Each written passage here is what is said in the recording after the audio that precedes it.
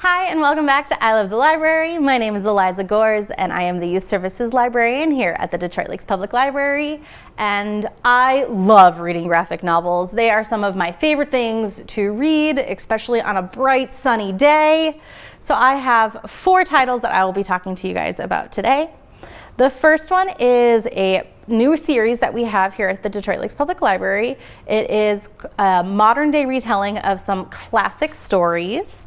The first one I have is called Meg Jo Beth Amy. If you are unfamiliar with these names, these are the names of the 4 sisters from Little Women. Just like in the original tale, we have all 4 siblings who live with their mother, and they run a riot of different activities. This is a modern day retelling where we have a mixed family. We have Meg, who is the eldest from the father's side. We have Jo, who is the eldest from the mom's side. And then we have Beth and Amy, who are the 2 children that are from both parents, and they are living together. Just like in the original one, they love to act and put on stories. And if you're familiar with the original, there is a sad little part where one of the sisters gets terribly sick. In this one, it is with cancer, which is a very true and modern day illness that we have. And it is just a fantastic retelling. So if you want to relive reading Little Women, if you are like, heck no, that book is way too old and I have no interest in reading it, this is a fantastic way to learn a little bit more about the characters in a more modern day setting. Continuing on with that series, we have the newest book in the series, which is Anne of West Philly, which I'm sure comes to mind, Anne of Green Gables. We have Anne, who is an orphan who is being sent out and ends up somewhere that they don't really want her there, but she's there anyway. While in the original novel, she is sent off to a farmstead where they were really looking for a boy. Here she ends up in West Philly. Just like in the original novel, she has a hard time with school, but eventually falls in love with it.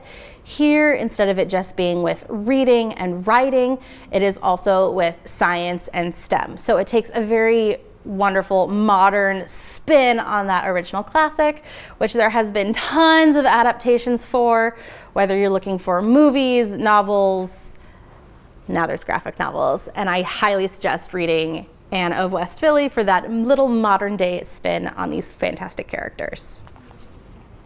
So a big thing lately has been talking about heroes. We have DC heroes, Marvel heroes, all of these superheroes flying around, but you really don't hear much about super villains.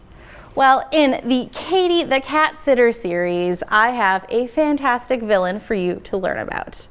Katie's just looking for a summer job, and she's having a hard time of it until her neighbor asks if she can cat sit, which I'm sure you'll be like, it's easy, I can watch a cat. But what if there's more than one cat? Like 217 cats in one small apartment.